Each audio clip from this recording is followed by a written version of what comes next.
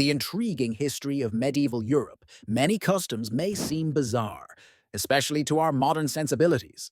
Today, we delve into the less refined aspects of medieval life, exploring 10 distasteful habits that remind us of how far we've come. First, consider the lack of personal hygiene. Bathing was infrequent, often occurring only a few times a year. Cleanliness was not seen as a social norm. In fact, many believed that washing too much could open the pores to disease. Instead of soap, citizens turned to dry herbs or perfumes to mask odors. This brings us to our second habit, the heavy reliance on perfume. Strong aromas were intended to cover the body's natural smells, but in many cases, they created an overwhelming, pungent assault on the nostrils.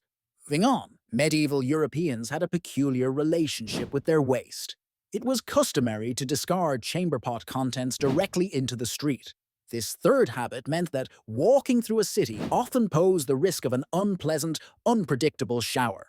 Public sanitation, as we know it today, was virtually non-existent. Our fourth unsavory habit involves food. With preservation technology limited, spoiled food was commonplace. Salt and a variety of potent spices were heavily used to mask the rotting taste of meat.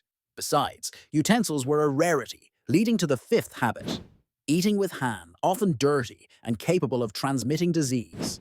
Next, let's discuss practices related to medicine. The sixth habit involves dubious medical treatments. Bloodletting, based on a misunderstanding of human physiology, was a favored remedy for various ailments.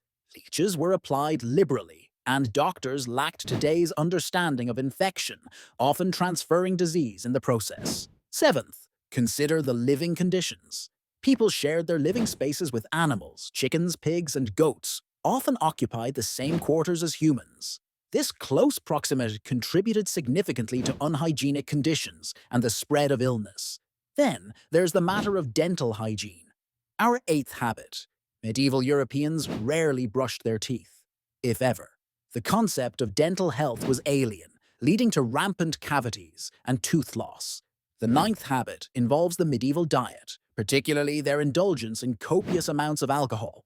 Given that water was often contaminated, ale and weak wine were staple drinks, even for children. The lack of potable water made heavy drinking both a necessity and a habit. Lastly, we arrive at social interactions. The 10th habit concerns the practice of public executions, which were treated as community spectacles. Crowds gathered for entertainment, viewing punishments that today we recognize as brutal and inhumane. As we conclude our journey through these 10 habits, it's essential to remember that societal norms have continuously evolved. What was once considered acceptable, even ordinary, now often seems unfathomable. These habits not only reflect the challenges of medieval life, but also offer perspective on the advancements we enjoy today, highlighting the ever-changing tapestry of human culture.